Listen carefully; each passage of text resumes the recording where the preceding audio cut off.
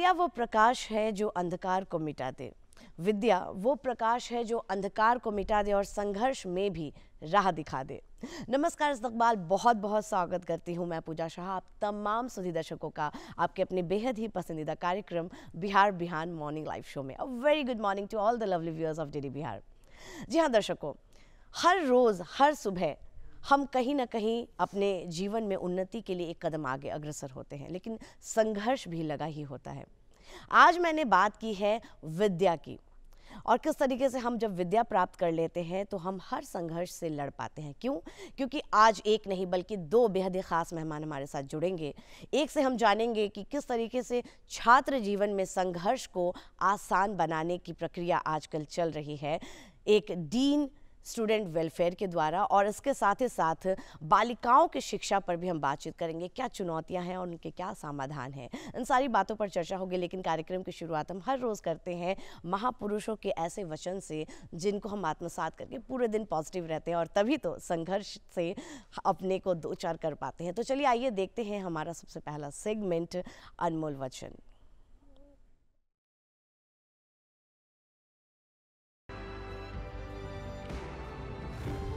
इंसान को कठिनाइयों की आवश्यकता होती है, क्योंकि सफलता का आनंद उठाने के लिए ये जरूरी है। Doctor APJ Abdul Kalam.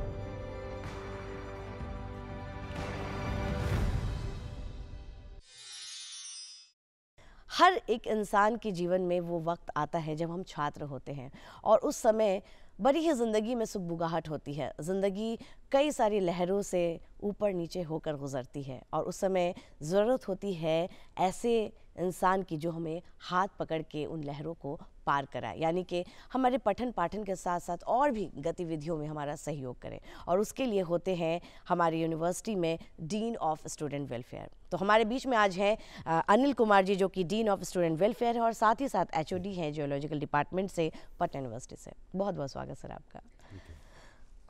जैसा कि मैंने कहा, वैसे मैं सबसे पहले आपसे जानना चाहूँगी कि यूनिवर्सिटी में आप शैक्षणिक और सह पाठ्यक्रम गतिविधियों सहित छात्र की जो कल्याण है उसका जिम्मेदारियां निभा रहे हैं, इस पर क्या कुछ बताना चाहेंगे? देखिए, मैं जब छात्र था तब मैं छात्र जीवन में छात्र राजनीति से भी जुड़ा था। ऐसी स्थिति में मुझे ये बात समझ में आ रही थी कि छात्रों को किस तरह की कमियां और किस तरह की परेशानियां झेलनी पड़ती है। जब मैं शिक्षण कार्य में आया और ख़ास करके जब पटना विश्वविद्यालय ज्वाइन किया, तो भी मैं देखा कि यहाँ छात्रों के बीच बहुत सारी परेशानियाँ हैं। धीरे धीरे मैं अपनी यात्रा आगे बढ़ाते गया। एक समय आया कि मुझे विश्वविद्यालय ने ऑफ़र किया कि आप डीन स्टूडेंट वेलफेयर बनो। मैं पहले थोड़ा सोचा कि नहीं बनूंगा, लेकिन फिर कुलपति के दिशा निर्देश पे मुझे बनना पड़ गया। और मैं जब बना तो सबसे पहले मैं ये सोच के ज्वाइन किया कि डीन स्टूडेंट वेलफेयर का चैम्बर का दरवाज़ा छात्रों के लिए हमेशा खुला रहेगा। पहले ये स्थिति नहीं हुआ करती थी। डीन स्टूडेंट वेलफेयर से पटना विश्वविद्यालय में मैं जैसा देखा कि डीन स्टूडेंट वेलफेयर से बच्चों को मिलने में बहुत परेशानी होती थी। लेकिन जब मैं आया तो मैं ये सोच के आया कि मैं छात्रों से मिलूंगा, इसलिए कि मैंने खुद भी उस चीज़ को देखा था। और जब मैं अपना दरवाज़ा खोला तो पहले तो लोगों को थोड़ी परेशानी फील हुई। मेरे साथ जो लोग कार्य करते थे उन्हें परेशानी फील हो रही थी कि सर ये क्या कर रहे हैं। लेकिन धीरे धीरे सबों को ये आभास हुआ कि इन्होंने जो कुछ भी किया है ये सही किया है।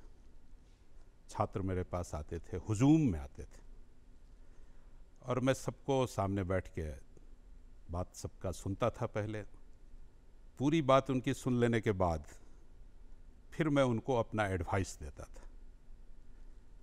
हो सकता है उस एडवाइस से उनकी सहमति नहीं हो, लेकिन मैं समझाने का पूरा प्रयास करता था, और वह बातें बाद में उनको समझ में आती थी कि सर ने जो कहा है वो सही कहा है। तो धीरे धीरे मामला शांत होते जाता रहा था। दूसरी बात है कि डीन स्टूडेंट वेलफेयर का जो दायित्व है विश्वविद्यालय में वो बहुत बड़ा है। वो ये है कि कुलपति और विश्वविद्यालय के अन्य क्षेत्र जो हैं, छात्र हो या और भी जितने भी कार्य होते हैं, छात्र के जितने भी प्रॉब्लम होते हैं, उन प्रॉब्लम्स और कुलपति के बीच में डीन स्टूडेंट वेलफेयर होते हैं। कुलपति तक पहुंचने से पहले यह कार्य डीन स्टूडेंट वेलफेयर को करना है कि मैक्सिमम वर्क्स जो हैं, जितने भी प्रॉब्लम हैं छात्रों के से जुड़े हुए, परीक्षा से हो या जिस तरह के भी प्रॉब्लम हो, वो उस सेल में जाने के पहले डीन स्टूडेंट वेलफेयर से वो सलाह ले लें, वहाँ वो प्रॉब्लम सॉल्व करवा लें। और यदि मान लीजिए बहुत सारी ऐसी चीज़ें होती हैं जो कि मैं डायरेक्ट नहीं कर सकता सॉल्व, तो उनके प्रॉब्लम को लेके मैं कुलपति के पास जाता और कुलपति से बात विचार करके फिर मैं उसका निर्णय छात्रों को बताता हूँ। इससे ये अनुभव हुआ पटना विश्वविद्यालय में कि कुलपति से छात्रों को मिलने की ज़रूरत नहीं होती। और जिस तरह से इस पद का नाम है डीन स्टूडेंट वेलफेयर, तो मुझे लगा कि ये काम मैं सही कर रहा हूँ और छात्र मुझसे बहुत ज़्यादा खुश रहे और संतुष्ट रहे इन सारे कार्यों से। तो जिसके कारण अभी पटना विश्वविद्यालय में आप देख रहे होंगे कि मैं पिछले 4 साल से डीन स्टूडेंट वेलफेयर हूँ। तो पिछले 4 साल से इस तरह के कोई छात्रों के द्वारा बहुत बड़ा हंगामा होना या इस तरह के बहुत सारे जो होते हैं आंदोलन होने, इस तरह के बहुत सारे चीज़ें नहीं, छोटे मोटे चीज़ होते हैं जिसको मैं तुरंत सॉल्व करता हूँ। तो इसलिए मुझे लगता है कि ये किसी भी जो भी मेरे बाद जो कोई भी डीन स्टूडेंट वेलफेयर हो, तो उनको ये दायित्व संभालना चाहिए और उनको ये समझना चाहिए कि डीन स्टूडेंट वेलफेयर छात्रों के लिए है, विश्वविद्यालय छात्रों के लिए है। छात्रों की अपनी परेशानियां होती हैं और वो परेशानियां सिर्फ इसलिए नहीं होती है कि वो उनकी वो सोच, हो सकता है अनभिज्ञता के कारण हो सकता है कि उनके पास उस तरह के ज्ञान ना हो और उनको कानून व्यवस्था पता नहीं हो, रूल्स रेगुलेशन पता नहीं हो। तो ये सारी चीज़ें आपको बताने होंगे। तो यदि युवा को आप इस तरह से बताते रहेंगे, सही डायरेक्शन देंगे, तो मैं समझता हूँ कि आज के युवा इन सारी बातों को समझते हैं। आप सिर्फ उनको सही डायरेक्शन देंगे तो वो आपके उस डायरेक्शन पे आगे चलेंगे। क्या बात है, आप छात्रों को लेकर आगे चल रहे हैं। लेकिन बात अगर हम यूनिवर्सिटी की करें, एक विश्वविद्यालय की करें, तो विश्वविद्यालय में स्वायत्तता कितनी ज़रूरी आपको नज़र आती है? देखिए, विश्वविद्यालय कॉन्सेप्ट ही स्वायत्तता के साथ आई है। पूरे विश्व में जब विश्वविद्यालय बना तो सबसे पहले तो विश्वविद्यालय भारत में ही बने थे और वहाँ भी स्वायत्तता थी बहुत ज़्यादा। लेकिन जब डेमोक्रेटिक सिस्टम आए और फिर डेवलप हुआ कंट्री और वर्ल्ड का डेवलपमेंट हुआ, तो सबसे पहले इंग्लैंड में यूनिवर्सिटीज़ में स्वायत्तता लाने की, विश्वविद्यालय में स्वायत्तता की बात, कॉन्सेप्ट आया और इंग्लैंड से ये कॉन्सेप्ट शुरू हुआ पूरे विश्व में और वहीं से होते हुए हमारे देश में भी आया। जब भी कोई विश्वविद्यालय बन रहा है, जैसे अपने ही देश में जो विश्वविद्यालय बन रहे हैं और बने हैं, उन विश्वविद्यालयों में डेमोक्रेटिक कंट्री है, वेलफेयर कंट्री है, हमारा स्टेट है।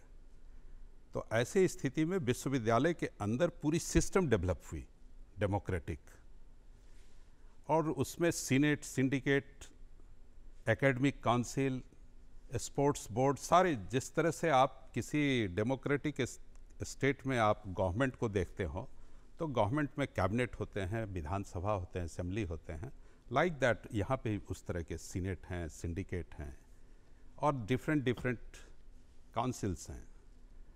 तो ये इसलिए बनाए गए कि विश्वविद्यालय को एक इंडिपेंडेंट यूनिट माना जाए जिस पर कि बाहरी दबाव न हो, और बाहरी दबाव न होगा तो उससे विश्वविद्यालय के अंदर नए नए व्यूज़ डेवलप हो सकते, युवाओं को आगे बढ़ने का मौका मिल सकेगा, उनको अपनी सोच जो है उसको प्रकट करने का मौका मिलेगा। इस सोच को ध्यान में रखकर इसमें स्वायत्तता की बात डाली गई थी। और जब भी शिक्षण संस्थान में आप शिक्षा दे रहे हैं, तो जब भी आपको फ्रीडम न दिया जाए तब तक आप सही शिक्षा नहीं दे सकते। किस तरह से हमें शिक्षा देनी है, कौन सा सिलेबस लगाना है, कब परीक्षा लेनी है, किस तरह से रिजल्ट देने हैं, ये सारे चीज़ आपको यदि फ्रीडम न मिला हो और उस पे जो आपकी बाहर की बॉडी है, आज हम वेलफेयर स्टेट में काम कर रहे हैं, तो यहाँ पे क्या है कि हमें आर्थिक दृष्टिकोण को भी देखने हैं। मैं किसी विश्वविद्यालय में हूँ तो उस विश्वविद्यालय का ये काम नहीं है कि वो फी स्ट्रक्चर अपना बहुत ज़्यादा रख ले वेलफेयर स्टेट में। तो उसके लिए जो विश्वविद्यालय बने उसके लिए कुछ नियम कायदे बनाए गए और उस नियम कायदे के तहत विश्वविद्यालय को चलने के लिए स्वायत्तता दी गई। तो इस तरह से बहुत सारे, आप कितने फ़ी रख सकते, उसमें कितना इन्हांसमेंट हो सकता, ये सारी चीज़ होती है। लेकिन हम वेलफेयर स्टेट में रहने के कारण हम अपना फंड क्रिएट नहीं कर सकते, हम बहुत ज़्यादा, तो हमारे पास जो है वो बाहरी, जैसे सरकार से हमें ग्रांट मिलते हैं, स्टेट गवर्नमेंट से या सेंट्रल गवर्नमेंट से ग्रांट मिलते हैं, वो सैलरी भी जो हमें मिलते हैं वो ग्रांट के रूप में मिलते हैं। तो वो ग्रांट देते हैं और उसका वो हिसाब ले सकते हैं। यदि हमने आपको कुछ रुपये दिए, 100 रुपये दिए, तो हमने 100 रुपये कैसे खर्च किए ये आपको ज़रूर हम हिसाब देंगे। और यही सिस्टम अभी विश्वविद्यालय में पूरे देश में इसी तरह से लागू है और उसकी स्वायत्तता में थोड़ी बहुत आप कह सकते हैं अटैक हुआ है। उस अटैक के कारण थोड़ी परेशानी हो रही है। जी, यानी कि कहीं ना कहीं अभी भी चुनौतियां हैं। अगर मैं बात करूं कि विश्वविद्यालय की स्वायत्तता पे आपने बताया कि किस तरीके से जो टीचर्स हैं, जो प्रोफेसर्स हैं या जो भी पाठ्यक्रम है उसको आज़ादी की ज़रूरत होती है, लेकिन साथ ही साथ छात्र की अगर मैं बात करूं, क्योंकि विश्वविद्यालय तो छात्रों के लिए बना है, तो छात्र जीवन पे क्या असर पड़ता है एक विश्वविद्यालय की स्वायत्तता का? देखिए, विश्वविद्यालय की स्वायत्तता में सबसे उस पर बहुत अच्छे से अभी वर्तमान सरकार जो केंद्र सरकार की है वो विश्वविद्यालय की स्वायत्तता पे बहुत ज़्यादा गंभीर है। और इसीलिए अभी जो नेशनल एजुकेशन पॉलिसी 2020 आया है उसमें विश्वविद्यालय और कॉलेज की स्वायत्तता पे बहुत जोर दी गई है। ये इसलिए दी गई है कि छात्रों को पूरा फ्रीडम हो कि वो किस तरह का विषय पढ़े, क्या पढ़े। आज मैं कुछ पढ़ रहा हूँ और पढ़ते पढ़ते मुझे लगा कि ये चीज़ मैं थोड़ा इसने नहीं, जैसे मैं बता दे रहा हूँ कि कोई मान लीजिए कि अभी आपने ही मुझे बताया था कि मैं इंग्लिश ऑनर्स में पढ़ाई की और फिर आप म्यूज़िक की ओर भी बढ़ गए, तो इस तरह से आपको छोड़ छोड़ के आना पड़ा। लेकिन आज हम छात्रों के लिए एक व्यवस्था बना रखे हैं कि यदि मैं पढ़ रहा हूँ, मान लीजिए बीए कर रहा हूँ हिस्ट्री में, और मेरी इच्छा हुई कि हिस्ट्री नहीं, अब मुझे थोड़ा पॉलिटिकल साइंस पढ़नी चाहिए, तो आप स्विच ओवर कर सकते हैं। तो छात्रों को भी स्वायत्तता दी जा रही, छात्रों को भी फ्रीडम दिया जा रहा है कि आप अपने चॉइस से उस तरह की चीज़ को पढ़ें, जिसमें आपको ज़्यादा इंटरेस्ट हो वो पढ़ें। यदि आपने गलत सिलेक्शन कर लिया है तो फिर आप चेंज कर सकते हैं आगे अगले कोर्स में। तो इस तरह से छात्रों के लिए भी अच्छी व्यवस्था दी गई है। छात्रों को यहाँ पर यदि आप जिस फील्ड में भी वो बढ़ना चाहे, विश्वविद्यालय एक बहुत अच्छा, उसे मैं कह सकता हूँ कि एक मंदिर है, शिक्षा का मंदिर है, जहाँ पे भी कोई युवा आता है तो वो अपनी सुविधा के अनुसार, अपने चॉइस के अनुसार अपने को आगे बढ़ा सकता है, अपनी पर्सनैलिटी को। यदि वो खेल कूद में आगे बढ़ना चाहता है तो उसकी भी व्यवस्था है, कोई राजनीति में आगे बढ़ना चाहता है उसकी भी व्यवस्था है, कोई साइंटिस्ट बनना चाहता है उसकी, कोई बहुत बड़ा सोशल वर्कर बनना चाहता है उसकी भी व्यवस्था है। तो हर तरह की व्यवस्था यहाँ है। अब है कि उन व्यवस्थाओं को हम कैसे सिस्टमेटिक रख सकें, दिक्कत यही हुई है। और यही लगता है कि स्वायत्तता पे आघात माने अटैक हो रहा है। तो मेरे समझ से ये है कि सिस्टम को ठीक करने के लिए हम यदि कहते हैं कि हम बाहर से हमारे ऊपर अटैक हो रहा है, मैं समझता हूँ कि उसको हम नज़रअंदाज करें और विश्वविद्यालय के अंदर जो हमारे सिस्टम हैं, छात्र, शिक्षक और एम्प्लॉय, ये तीन बहुत इम्पॉर्टेंट सिस्टम है उसके। ये तीनों मिलके यदि तय कर लें कि मुझे इस लाइन पे काम करना है, छात्र शिक्षकों के साथ हो जाए, शिक्षक छात्र के साथ हो जाएं और एम्प्लॉय भी साथ रहें, सभी मिलके यदि तय करेंगे तो मैं समझता हूं कि विश्वविद्यालय में जिस तरह की स्वायत्तता दी गई थी वो बरकरार रहेगी। क्या बात है, आपने छात्र के जीवन में किस तरीके से बताया कि विश्वविद्यालय जो है उसकी स्वायत्तता से छात्र जीवन कहीं ना कहीं अच्छे आयाम पर पहुंच रहा है, लेकिन कुछ कुछ चुनौतियां भी अभी नज़र आती हैं। बात आपने की नई शिक्षा नीति 2020 की, तो दर्शक को मैं आपको बताना चाहूँगी कि जिस तरीके से जीवन में बदलाव की आवश्यकता होती है, वैसे ही शिक्षा एक ऐसा स्तंभ है जिससे कि हम सफलता की ओर आगे बढ़ पाते हैं, और उस स्तंभ को पुख्ता रखने के लिए भी बदलाव की आवश्यकता होती है, और इसीलिए बनाई गई नई शिक्षा नीति 2020। आइए इसको बेहतर तरीके से समझते हैं हमारे इस सॉफ्ट स्टोरी के माध्यम से। भारत में ज्ञान और विचार की समृद्ध परंपरा रही है। प्राचीन भारत में शिक्षा का लक्ष्य सांसारिक जीवन या स्कूली ज्ञान अर्जित करना ही नहीं था, बल्कि यह संपूर्ण आत्मज्ञान प्राप्ति पर बल देता था। तक्षशिला, नालंदा, विक्रमशिला और वल्लभी जैसी प्राचीन भारत के विश्व स्तरीय संस्थाओं ने शिक्षा और शोध के क्षेत्र में प्रतिमान स्थापित किए, और चरक, सुश्रुत, आर्यभट्ट, वराहमिहिर, भास्कराचार्य, चाणक्य, पतंजलि और गौतम जैसे महान विद्वानों को पैदा किया, जिसने ज्ञान के विविध क्षेत्रों में प्रामाणिक मौलिक योगदान दिया। शिक्षा व्यवस्था में किए जा रहे बुनियादी बदलावों के केंद्र में हमारी यह समृद्ध विरासत, दर्शन और संस्कृति है।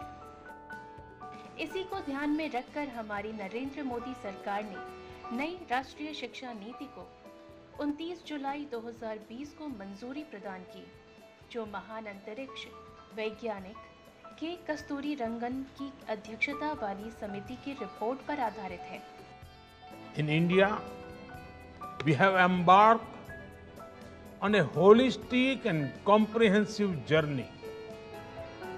We believe that foundational literacy forms a strong base for our youth. And we are also combining it with technology.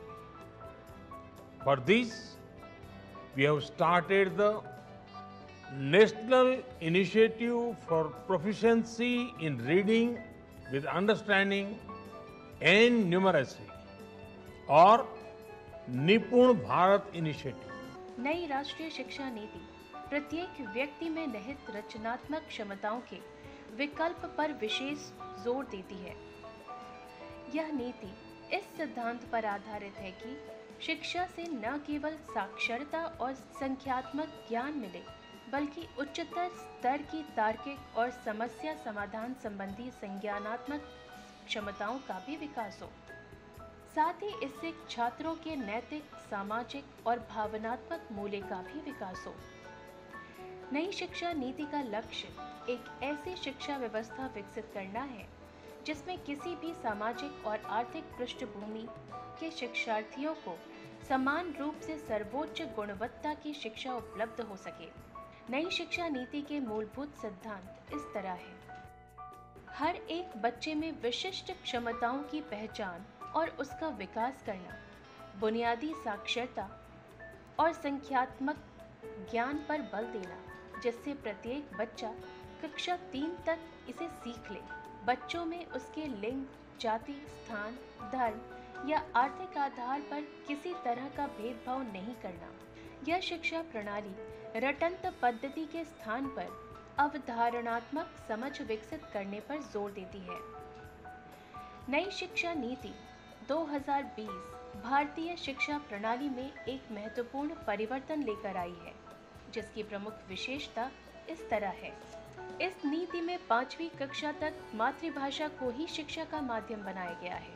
उसके बाद भी मातृभाषा में शिक्षा के विकल्प खुले रहेंगे। इस नीति के तहत 3 से 18 साल की उम्र तक के बच्चों के लिए स्कूली शिक्षा अनिवार्य कर दी गई है। इसमें 3 से 6 साल के बच्चों के लिए 3 साल की प्री स्कूलिंग भी शुरू की गई है। नई शिक्षा नीति में 5+3+3+4 का नया शैक्षणिक ढांचा प्रस्तुत किया गया है। यह ढांचा बच्चों की आयु और विकास के विभिन्न स्तरों को ध्यान में रखकर तैयार किया गया है। इस नीति में शिक्षा क्षेत्र पर सकल घरेलू उत्पाद के 6% सार्वजनिक व्यय का लक्ष्य रखा गया है। इस नीति के तहत साल 2030 तक सकल नामांकन अनुपात ग्रॉस एनरोलमेंट रेशियो को 100% लाने का लक्ष्य रखा गया है। NEP 2020 का एक महत्वपूर्ण पहलू समावेशिता है।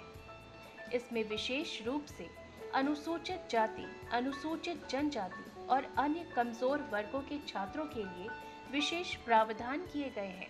NEP 2020 में शिक्षक प्रशिक्षण को बेहतर बनाने पर जोर दिया गया है।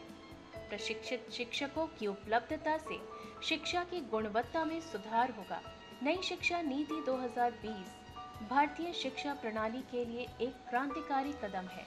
यह नीति शिक्षा को एक सशक्त उपकरण बनाने, समावेशिता को बढ़ावा देने और तकनीकी विकास को समाहित करने का प्रयास करती है।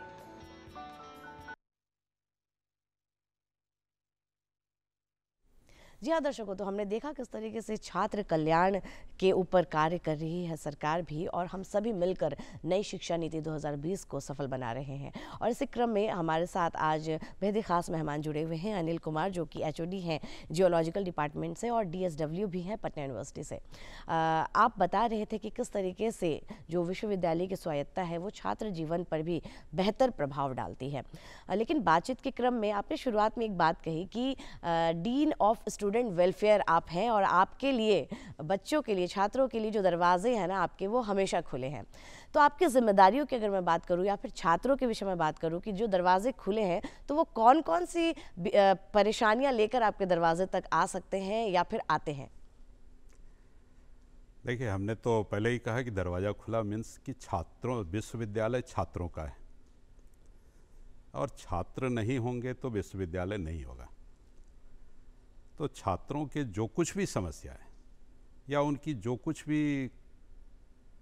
भी उनका क्वेश्चंस कहिए आप, सोच डेवलप कर रहा, उसके लिए वो कहीं इधर उधर भटके नहीं, इसके लिए हमने अपना दरवाज़ा खोला था और बच्चे हमारे पास आते हैं। जैसे मैं एक दो एग्जाम्पल आपको देता हूँ कि परीक्षा का प्रोग्राम अनाउंस हो गया, उसमें से कुछ बच्चों ने का प्रॉब्लम आया ये कि उनको कोई सपोज BPSC का कंपटीशन का कम्पिटिटिव एग्ज़ाम है, उसमें PT का एक एग्ज़ाम का डेट, वो PT का एग्ज़ाम का डेट इनके यूनिवर्सिटी एग्ज़ाम के डेट के बीच में आ गया, टैली कर रहा है। इन दैट केस वो बच्चे बहुत परेशान हैं कि हम क्या करें, इधर जाएं या उधर जाएं, अपना BPSC का PT छोड़ दें या यूनिवर्सिटी का ये एग्ज़ाम छोड़ दें। तो इस तरह के बच्चे आते हैं। तो उस समय मैं प्रयास करता हूं कि इसको एडजस्ट करूं और फिर कंट्रोलर से बात करके, एग्जामिनेशन कंट्रोलर से बात करके उनको कहता हूं कि ये गैप कहीं है कि नहीं है। और जब मैं भी देखता हूं प्रोग्राम को और उस गैप में उसको यदि कहता हूं कंट्रोलर ऑफ एग्जामिनेशन को कि आप यदि इस एग्ज़ाम को यहाँ से शिफ्ट करके इस गैप में डाल सकते हैं तो आप डाल दें, जिससे कि बच्चों को सुविधा होगी। और हमारे प्रोग्राम के जो लिमिट हैं कि इतने बीच में हम एग्जामिनेशन मुझे ख़त्म करनी है, तो वो भी हमारा डिस्टर्ब नहीं होगा, एग्ज़ाम उतने ही ड्यूरेशन में ख़त्म हो जाएंगे।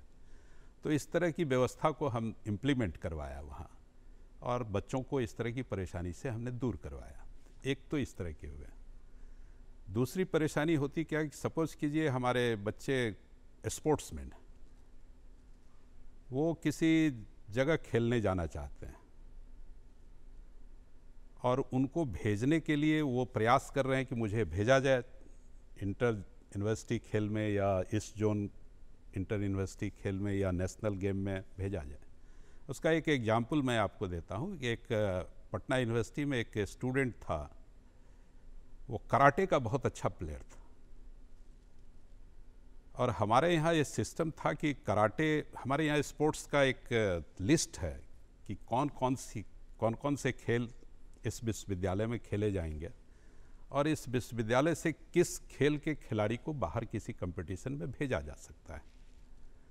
तो जिस समय वो बच्चा आया उस समय कराटे हमारे लिस्ट में नहीं था, लेकिन उस बच्चे का जो भी मैं बचपन से देखा उसके अचीवमेंट को, तो मुझे लगा कि इस बच्चे को प्रमोट करना चाहिए। पटना कॉलेज का स्टूडेंट था और मैं अपने रिस्क पे मैं उसे कहा कि तुम तैयारी करो, मैं तुम्हें भेजूंगा। और मैं कुलपति से, उस समय के कुलपति जो थे उनसे मैं बात किया और उन्होंने कहा कि नहीं, इस तरह कैसे होगा। तो मैं कहा कि भाई, जब कोई बच्चा इतना अच्छा कर रहा है, उसमें कैलिबर है, वो यदि आप खेलने गया और वहाँ से ये जीत के आएगा तो हमारे विश्वविद्यालय का भी नाम होगा, तो इसकी कुछ व्यवस्था होनी चाहिए। तो उन्होंने कहा कि आपके रेगुलेशन में तो ये है नहीं। तो हम लोगों ने स्पेशल व्यवस्था करवाई उसके लिए, उस रेगुलेशन से हट के, और कुलपति से उनको आदेश लेके उस बच्चे को भेजा गया। और वो स्थिति ये हुई कि वो बच्चा आज इंटरनेशनल कराटे प्लेयर है। जोन जीत के आया, नेशनल गया खेलने, वहाँ से जीत के आया, ओलंपिक की ओर बढ़ रहा है वो बच्चा। तो ये इस तरह की व्यवस्था यदि आप बीइंग ए डीन सोच रहे हैं बच्चों के लिए, तो मैं समझता हूँ कि आपके पास सभी बच्चे जो आएंगे अपने प्रॉब्लम लेके, जिस प्रॉब्लम को आप सॉल्व कर सकते हैं आप कर देंगे, और जिसको आप कहेंगे कि ये सॉल्व नहीं हो सकता है, तो बच्चे बड़े आराम से इस चीज़ को समझ लेंगे कि ये चीज़ यहाँ नहीं हो सकता, इसको और भी देखा जा सकता है। तो बच्चों को इस तरह से यदि आप टैकल करते हैं तो मैं समझता हूँ कि विश्वविद्यालय में किसी भी तरह के परेशानी झेलने नहीं पड़ेंगे। अभी जैसे अभी आपने कहा कि पटना विश्वविद्यालय में छात्र संघ का चुनाव हो रहा है, तो ये छात्र संघ का चुनाव भी कराना डीन स्टूडेंट वेलफेयर का ही काम होता है। तो छात्रों ने कहा कि भाई चुनाव होने चाहिए सर। तो पहले तो मैं नकारा कि अभी चुनाव का वक्त नहीं है। बच्चे थोड़े आंदोलित भी हुए, धरने पे बैठे। तो बाद में तय किया गया, विश्वविद्यालय का एक्चुअली हेड जो होते हैं वो कुलपति नहीं, मेन जो हेड होते हैं वो कुलाधिपति होते हैं। तो कुलाधिपति के नज़र में आया कि पटना विश्वविद्यालय में बच्चे धरना दे रहे हैं, तो उन्होंने बच्चों को बुलाया, कुलपति को भी बुलाया, डीन स्टूडेंट वेलफेयर, प्रॉक्टर, सारे ऑफिसर्स को बुलाए, और वहाँ पे बातें हुई। और बातों में जब चर्चा हुई कि एग्जामिनेशन है और CBCS सिस्टम, सेमेस्टर सिस्टम में एग्जामिनेशन का बहुत इम्पोर्टेंस है कि ज़रा भी आपका लेट हो गया तो फिर सेशन बहुत पीछे चला जाएगा। तो वैसे स्थिति में तय हुआ कि ठीक है, आप ऐसा कीजिए कि एग्जामिनेशन का जो प्रोग्राम है उस प्रोग्राम को एज इट इज़ आप रखिए, और बच्चों से कहा गया कि इसमें जो इतना गैप है इसको थोड़ा और कम कर देते हैं। बच्चे तैयार हो गए और सारे एग्ज़ाम, उन्होंने कहा कि सारे एग्ज़ाम कंप्लीट हो जाने के बाद आप चुनाव करवा दीजिए। तो ऐसी स्थिति में कुलपति भी तैयार हो गए और आज पटना विश्वविद्यालय में चुनाव, उन्होंने कहा था कि मार्च में चुनाव कराना है। कुलाधिपति का ये निर्णय था कि मार्च में चुनाव कराने हैं, और कुलाधिपति सर्वोपरि हैं हम लोगों के। तो उनके आदेश का हम लोगों ने अक्षरशः पालन किया, और पूरे चुनाव प्रक्रिया के लिए 1 महीने कम से कम चाहिए, जिसमें कि हमने 28 फरवरी को अपना वोटर लिस्ट जो बच्चों का होता है वो वेबसाइट पे डाल दिया, और उसमें जो भी करेक्शन वरेक्शन होने थे वो सब हो गए, और वो प्रक्रिया शुरू हो गई। हमारा 29 तारीख को इलेक्शन होने हैं, और मुझे लगता है कि ये बहुत शांतिपूर्ण ढंग से ये चुनाव संपन्न होंगे, और किसी भी विश्वविद्यालय में चुनाव होना अति आवश्यक है, अति आवश्यक है, छात्रों और के लिए कहीं ना कहीं आपके वजह से ही मुझे ऐसा लग रहा है कि एक डीन ऑफ स्टूडेंट वेलफेयर की वजह से ही ये सब कुछ इतना स्मूथली, इतना आसानी से संभव भी हो पाता है। आपसे मैं जानना चाहूँगी अनिल सर कि जाते जाते हमारे दर्शकों को आप क्या कुछ संदेश देंगे? नहीं, दर्शकों को नहीं, मैं सिर्फ एक ही कहना चाहता हूँ कि ये विश्वविद्यालय जो है वो किसी भी कंट्री का, देश के लिए आईना है। यदि हम अपने विश्वविद्यालय को ठीक ढंग से चला पाते हैं तो हमारा देश भी आगे बढ़ेगा। विश्वविद्यालय यदि विकास की ओर बढ़ रहा है तो देश भी विकास की ओर बढ़ेगा। और इसी चीज़ को ध्यान में रख के जो नेशनल एजुकेशन पॉलिसी 2020 लाया गया है वो इसी व्यू से लाया गया है कि विश्वविद्यालय विकसित होगा तो राज्य विकसित होगा, राज्य विकसित होगा तो देश विकसित होगा। तो इसलिए सभी दर्शकों, अभिभावकों, छात्रों और शिक्षकों से, एम्प्लॉयज़ से मेरा अनुरोध होगा कि विश्वविद्यालय को हमेशा सकारात्मक दृष्टिकोण से देखिए। विश्वविद्यालय की अपनी एक सीमा है, उस सीमा में वो काम कर रहा है।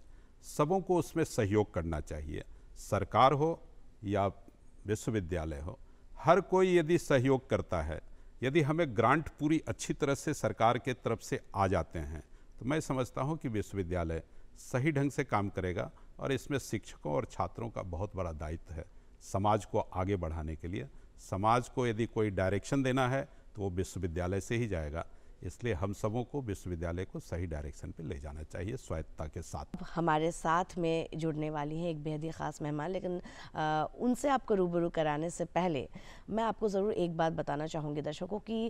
कहते हैं कि जब एक परिवार में एक पुरुष शिक्षित होता है तो केवल एक व्यक्ति शिक्षित होता है, लेकिन अगर उसी परिवार में एक महिला शिक्षित होती है तो माना जाता है कि समस्त परिवार शिक्षित हो गया है।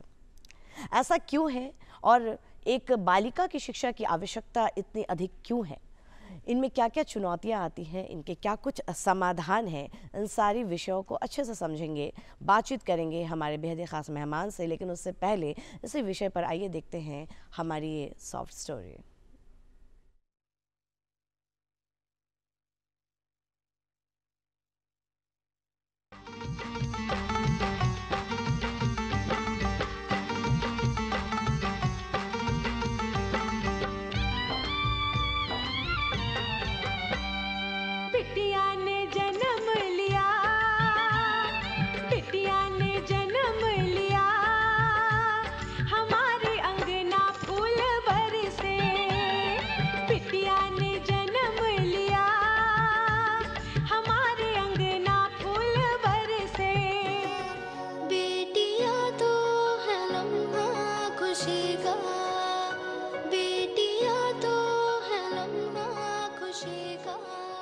बेटी घर की भाग्य लक्ष्मी है।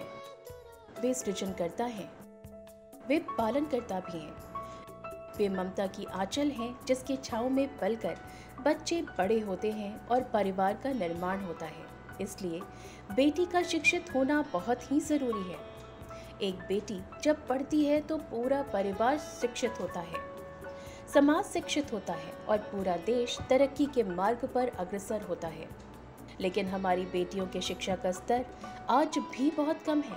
बालिका शिक्षा के क्षेत्र में कई तरह की चुनौतियां सामने आती हैं, जिनका समाधान निकालने के लिए सरकारी, सामाजिक और व्यक्तिगत प्रयासों की आवश्यकता है। शिक्षा एक लड़की के जीवन को सशक्त बनाती है। जब लड़कियां शिक्षित होती हैं तो वे अपने परिवार को बेहतर तरीके से चला सकती हैं, आर्थिक निर्णय ले सकती हैं और समाज में अपनी भूमिका निभा सकती हैं। यह महिलाओं के अधिकारों और लैंगिक समानता की ओर भी एक महत्वपूर्ण कदम है।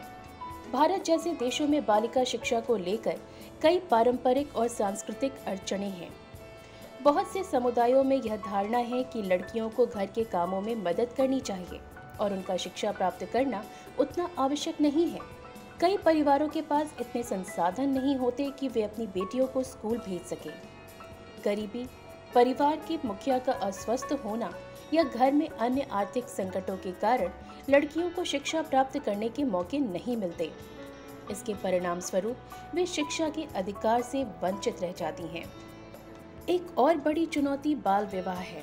जब एक लड़की का विवाह जल्दी हो जाता है तो कम उम्र में शादी होने से एक तरफ पारिवारिक जिम्मेदारियां बढ़ जाती हैं तो दूसरी तरफ स्वास्थ्य संबंधी समस्याएं भी उसे परेशान करती हैं। ग्रामीण क्षेत्रों में स्कूल घर से दूर होते हैं और इसमें शैक्षिक सुविधाओं की भी कमी रहती है, जिस कारण लड़कियों को शिक्षा का पर्याप्त अवसर नहीं मिल पाता है।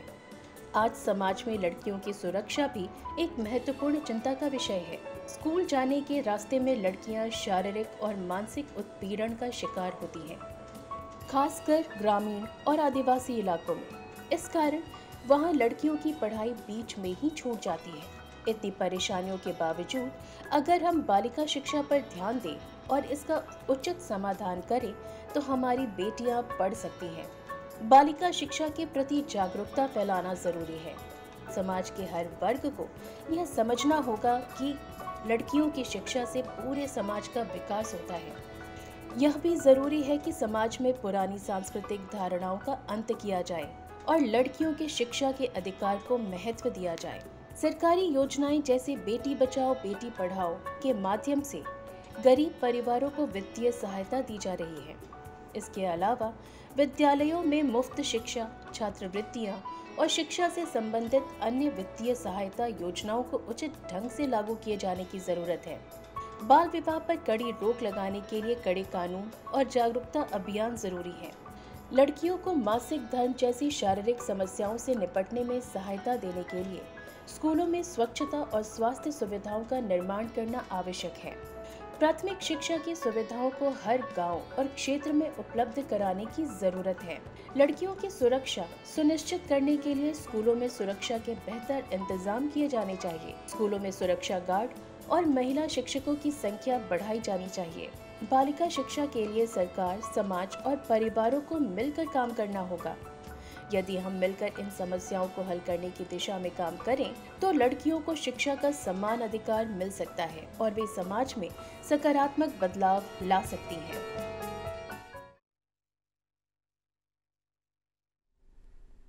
जी हाँ दर्शकों, तो हमने देखा ना कि किस तरीके से बालिका जब शिक्षित होती है तो एक परिवार नहीं, केवल वो बालिका नहीं बल्कि पूरे समाज का उत्थान होता है। और ऐसे ही उन्नति के पर अग्रसर होती हुई आज हमारे साथ बेहद ही ख़ास मेहमान जुड़ी हुई हैं, जो कि हैं Srishti Singh, product manager high labs Maryland America से। बहुत बहुत स्वागत है आपका।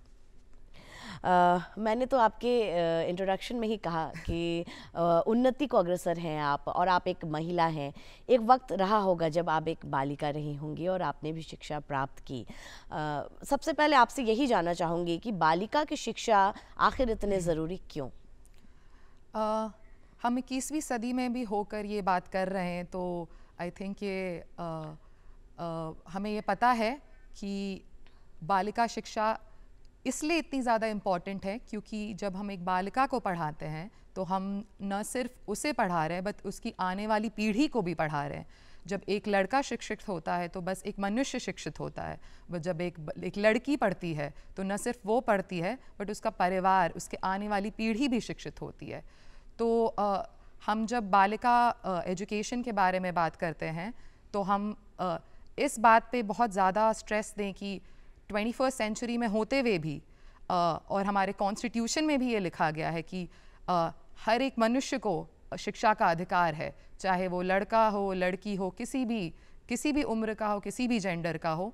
तो मुझे ये लगता है कि बालिका शिक्षा सिर्फ इसीलिए इम्पॉर्टेंट नहीं है ताकि उनकी आगे वाली पीढ़ी भी बेटर हो, बट इसीलिए भी इम्पॉर्टेंट है ताकि हमारे सोसाइटी आगे बढ़े। क्योंकि आज हम देख रहे हैं, हम सुनीता विलियम्स का एग्जाम्पल ले सकते हैं। आज वो स्पेस से आई हैं 9 महीने रह के।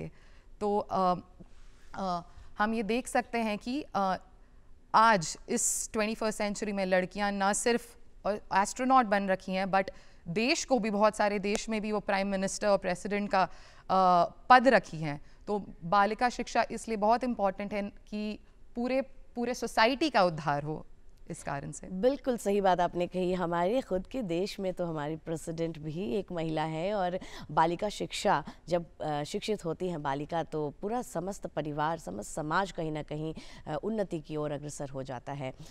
आपने भी पढ़ाई की, पटना से ही, बिहार से ही आपने पढ़ाई की और शिक्षा ली, शिक्षा प्राप्त की। अगर आपसे मैं जानना चाहूँ कि क्या कुछ चुनौतियाँ बालिका को शिक्षित करने में आती हैं तो क्या कुछ बताएंगी?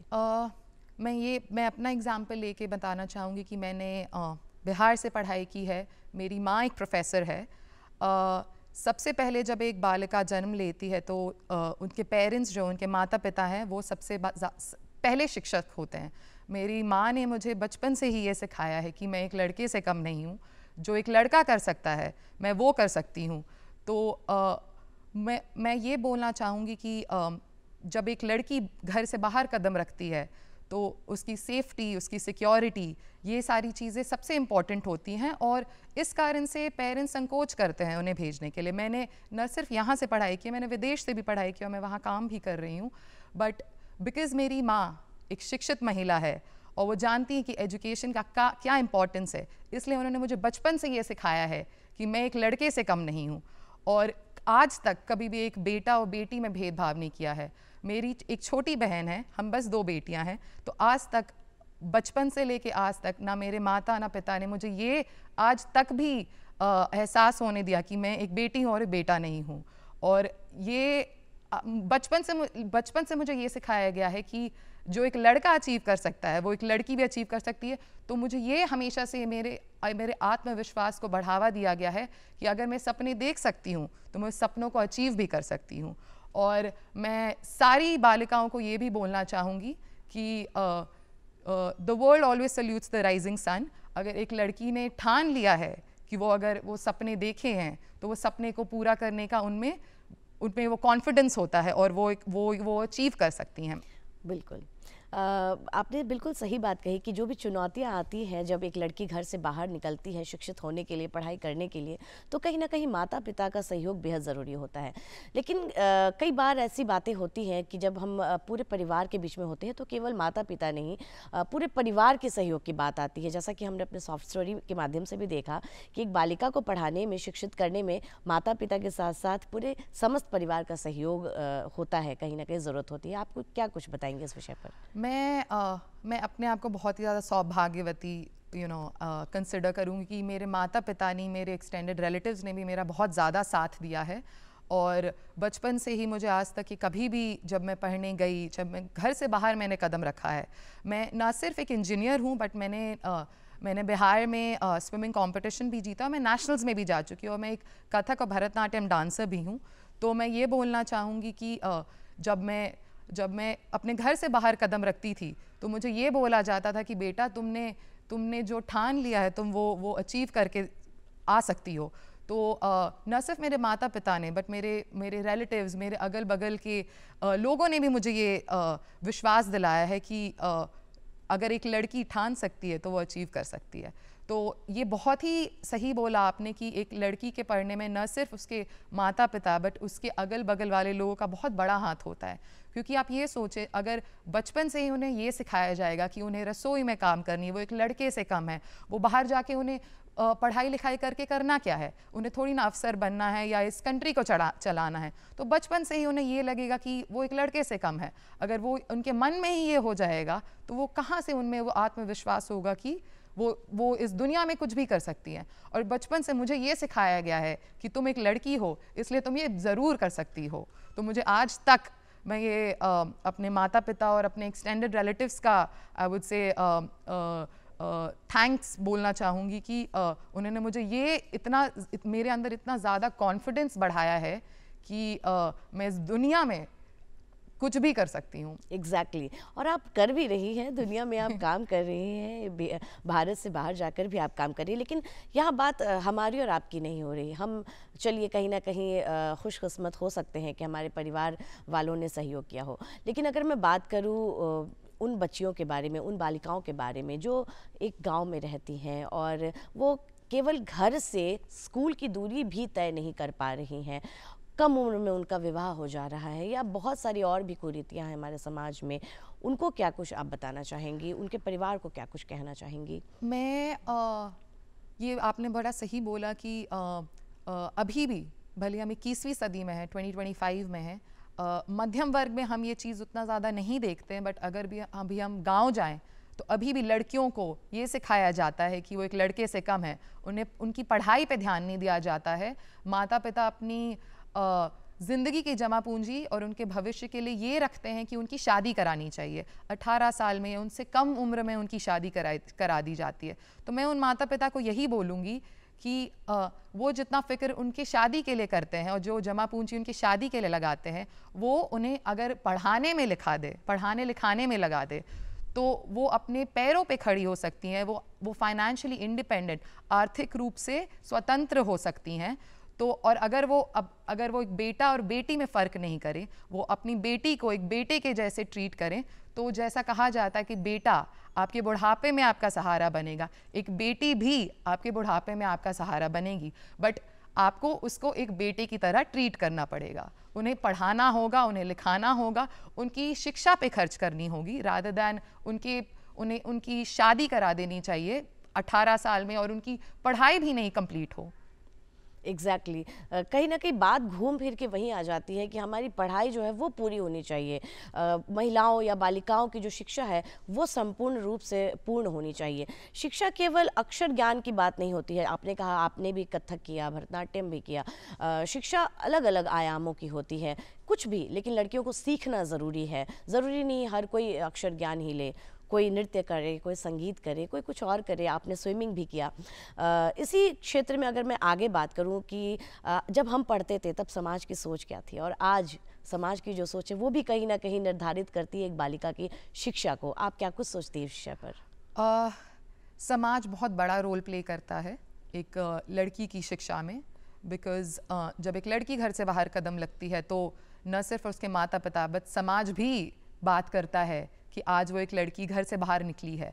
उसने एक लड़के को ये चीज़ फेस नहीं करनी पड़ती है। मैं खुद अपना एग्जांपल दे के बोलना चाहूँगी कि जब मैं बाहर गई तो मेरे पेरेंट्स ने बहुत ज़्यादा मुझे सपोर्ट किया, पर मुझे पता है कि उन्हें बहुत सारे ऐसे प्रॉब्लम्स भी आए होंगे जब उन्हें बोला गया होगा कि एक लड़की को पढ़ा लिखा के क्या करिएगा। बट इस समय जब पेरेंट्स को ये बोला जाता है, उन्हें ये समझना होगा कि अगर आप अपनी लड़कियों को की ढाल बनेंगे, उन्हें पढ़ाए लिखाएंगे, उनके शिक्षा पे अभी आप ध्यान दिया करेंगे तो वो फाइनेंशियली इंडिपेंडेंट हो जाएगी और आगे जाके वो आपका नाम रोशन करेगी। और जैसा कहा जाता है जब आप एक लक्ष्य की तरफ बढ़ते हैं तो आप अर्जुन की तरह रहें, बस मछली की आँख को देखें, न कि बहुत सारे और जो डिस्टर्बेंसेस होते हैं आपके अगल बगल उन्हें देखें। बिकॉज़ जब आप सफल होते हैं तो वो लोग जिन्होंने आपकी सक्षमता को क्वेश्चन किया था वही आके आपका पीठ थपथपाएंगे। और ये मैंने खुद अपने एग्जाम्पल से ये मैं बोलूँगी कि जब मैं पढ़ रही थी, जब मैं बाहर गई तो बहुत सारे लोग ऐसे हैं जो क्वेश्चन करते हैं कि बेटी को अकेले क्यों बाहर भेजा जा रहा है, क्यों, एक ऐसा थोड़ी ना है कि वो पढ़ लिख के इस कंट्री को चलाएगी। बट मेरे पेरेंट्स ने हमेशा मेरा साथ दिया और ये सारे जो बोलते डिस्टर्बेंसेस को कभी भी उनकी सोच को अफेक्ट करने नहीं दिया। और आज मैं एक इंडिपेंडेंट वुमन होके देश से बाहर रह रही हूँ और काम कर रही हूँ और अपने पेरेंट्स का नाम रोशन कर रही हूँ। और मैं सारे माता पिता को यही बोलूँगी कि आप अपनी बेटी के भविष्य पे, उनकी शिक्षा पे ध्यान दीजिए। उनका भविष्य उनकी शिक्षा है, उनका भविष्य शादी नहीं है। अगर वो आर्थिक रूप से इंडिपेंडेंट होगी, अगर वो अपने डिसीजंस खुद से ले सकेंगी, अपने निर्णय खुद से ले सकेंगी, तो वो आपका नाम रोशन करेंगी और वो आपका एक बेटे के जैसा ख्याल रखेंगी आपके बुढ़ापे में। बिल्कुल, केवल उनके बुढ़ापे नहीं बल्कि मैं कहूँगी कि वो जब शादी करके एक और परिवार में जाती हैं तो कहीं ना कहीं उस परिवार को भी शिक्षित कर पाती हैं और आने वाली पीढ़ी भी शिक्षित होती है, जैसा आपने कहा। चाहूँगी कि दर्शकों को आप जाते जाते एक संदेश ज़रूर दें। मैं ये संदेश दूंगी अपने एग्जाम्पल से कि मैं खुद एक लड़की हूँ, मेरी एक छोटी बहन है, मेरी माँ एक प्रोफेसर है, मैंने खुद देश विदेश में पढ़ाई की है, काम किया है, और मेरे पेरेंट्स ने मुझे आज तक मेरे एक बेटा और बेटी में कभी भी फ़र्क नहीं किया। मुझे ये सिखाया गया है कि अगर तुम वो ठान सकती हो, तुम वो अचीव कर सकती हो। तो मैं सारे पेरेंट्स को यही बोलूँगी कि आप अपनी बेटियों की उच्च शिक्षा पे ज़रूर ध्यान दें। गवर्नमेंट के बहुत सारे स्कीम्स हैं, बेटी बचाओ बेटी पढ़ाओ, बहुत सारे ऐसे स्कीम्स निकल रहे हैं जहां बेटियों के यूनिफॉर्म के लिए पैसे दिए जा रहे हैं, उनके बुक्स के लिए पैसे दिए जा रहे हैं, उनका आप लाभ उठाएं ताकि आप अपनी बेटियों को पढ़ाएं। क्योंकि जैसा मैंने कहा और मैं फिर से रिपीट करूंगी, अगर आप बेटा और बेटी में फ़र्क नहीं करेंगे, अपनी बेटी को एक बेटे के जैसे ट्रीट करेंगे, तो वो आपके बुढ़ापे में आपकी ढाल बनेगी, आपका उसी तरीके से ख्याल रखेगी जो एक बेटा रखता है। तो मैं इसी बात पे एंड करना चाहूँगी कि और हर एक लड़की को ये बोलना चाहूँगी कि स्काई इज़ द लिमिट। अगर आपने अपने मन में वो ठान ली है, अगर आपने वो निर्णय ले लिया है, तो ज़िंदगी में चाहे जितने भी बाधाएं आए उसे कभी भी आपको रोकने ना दिए और अपनी लक्ष्य की तरफ बढ़ें, एक अर्जुन की तरह बढ़ें जिसने भले उनके अगल बगल इतने सारे डिस्टर्बेंसेस थे बट उन्हें बस मछली की आंख को देखा है, क्या और बात है, अपने लक्ष्य को प्राप्त किया है। जरूर, स्काई इज द लिमिट, और हम लड़कियां तो बनी ही उड़ने के लिए हैं। और आपने जो आज इतनी सारी प्रोत्साहित बातें की हैं और इतनी सारी जानकारियां भी हमें दी हैं, इसके लिए बहुत बहुत धन्यवाद। यहाँ पधारने के लिए बहुत बहुत शुक्रिया आपका। जी हाँ दर्शकों, तो आज हमने जाना कि किस तरीके से एक यूनिवर्सिटी में एक छात्र जो है वो स्वतंत्र रूप से आज के समय में पढ़ाई भी कर सकता है और अलग गतिविधियों में भी शामिल हो सकता है, और उसी के साथ साथ ये भी जाना कि किस तरीके से एक बालिका जब शिक्षित होती है ना, तो केवल एक परिवार नहीं बल्कि पूरे समाज का उत्थान होता है, और उसका जीता जाता हमने यहाँ पर एक उदाहरण भी देखा। और इसके साथ अब कार्यक्रम को विराम देने का वक्त हो गया है, तो चलिए मैं आपको बता दूं कि कार्यक्रम आपको कैसा लगा। उसके लिए आप मुझे खत भी भेज सकते हैं। बिहार बिहान कार्यक्रम को आप खत लिखने के लिए फटाफट से उठा लीजिए कागज़ और कलम या फिर अपना मोबाइल फ़ोन और नोट कर लीजिए हमारा पता है कार्यक्रम बिहार बिहान, दूरदर्शन केंद्र, फ्रेजर रोड, पटना 8,01,000। आप हमें ईमेल एड्रेस के द्वारा भी मैसेज कर सकते हैं। हमारा ईमेल एड्रेस है directorddkpatna@gmail.com। चेहरे पर ये मुस्कुराहट हमेशा ही बनी रहे, इसी कामना के साथ मैं भी कहती हूँ आपको अलविदा। बहुत बहुत शुक्रिया, नमस्कार।